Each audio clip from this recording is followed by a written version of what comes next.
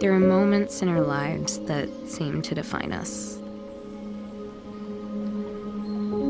Moments we keep going back to. My life before him was so simple and decided. And now after him, there's just after.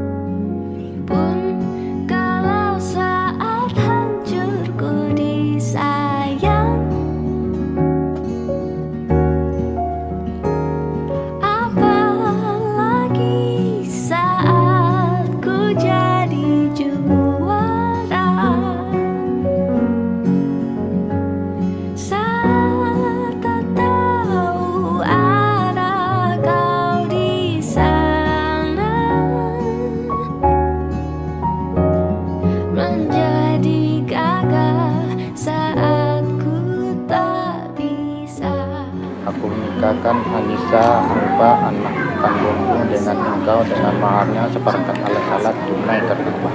Aku terima menikahi Anissa Ulfa, anak kandung bapak, dengan maharnya seperangkat alat sholat tunai pada narba. Nah, alhamdulillah.